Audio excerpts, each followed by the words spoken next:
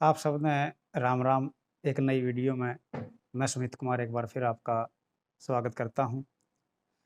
और भाई आज बात मैं करूंगा ठेठ हरियाणवी लहजे में। हम सब जानते हैं कि हरियाणवी ग्रामीण परिवेश में देहात में बहुत सी ऐसी बातें हैं जो हमारे पूर्वज हमारे बुजुर्ग हमारे बीच में छोड़ कर चले गए, या ये कह सकते हैं हम एक लंबी परंपरा से निकल करके एक लंबी मानवीय श्रृंखला से निकल करके हमारे बीच में आई। और हरियाणा के हमारे देहात का कुछ ऐसा मिजाज है कि वहाँ बात में से बात निकल आती है और हंसी ठिठोली का माहौल एकदम से उत्पन्न हो जाता है। इन्हीं बातों को लेकर के और बहुत सी प्रसिद्ध कहावतें, खासकर मौसम विज्ञान के संबंध में जो अलग अलग बातें हरियाणा में कहावतों के रूप में कही जाती हैं, उन सब से मैं आपको रूबरू कराऊंगा और कोशिश करूंगा कि अगली कई वीडियोज़ में मैं इन तमाम कहावतों से, मुहावरों से, लोकोक्तियों से जो हरियाणवी सामाजिक परिवेश में बहुत चरितार्थ हैं और बहुत सटीक बैठती हैं। तो ये बातें जब हम बचपन में अपने बुजुर्गों के पास बैठते थे तो हमारे दादा चौधरी रतन सिंह भी इन चीज़ों को बहुत बार सुनाया करते थे। ताऊ बली और ताऊ बिरचंद जी ने भी कई बार इन बातों का जिक्र किया। और मौसम के संबंध में ये बातें हरियाणा के ग्रामीण प्रवेश में वर्षा ऋतु के संबंध में बहुत सटीक बैठती हैं। तो मैं शुरू करता हूँ कि तितर पंखी बादली विधवा काजल रेख, कि तितर पंखी बादली विधवा काजल रेख, बा बरसे बा घर करे, इसमें मीन ना मेघ।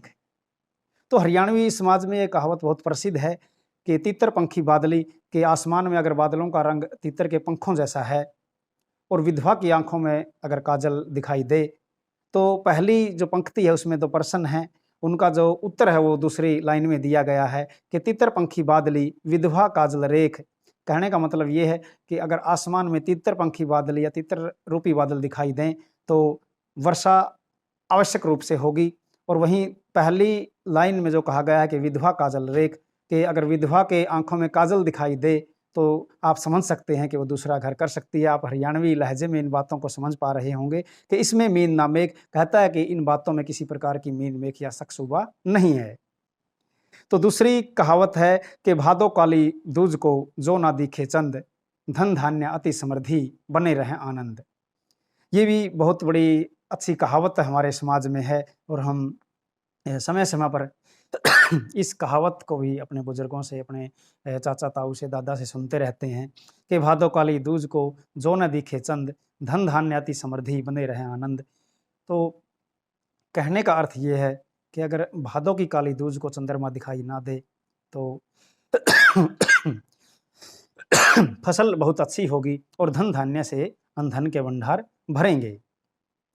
तो एक कहावत हमारे यहाँ ये भी है कि अंबर राच्या मिहि माच्या, कि अगर वर्षा ऋतु में आसमान लालिमा लिए हुए हो तो ये मान करके चलिए कि अत्यधिक वर्षा होगी। एक कहावत हमारे यहाँ यह भी है कि तितर पंखी बादली, कि तितर पंखी बादली गई निशाचर छा, कपोत कपोतनी न्यू कह बरसे बिन ना जा।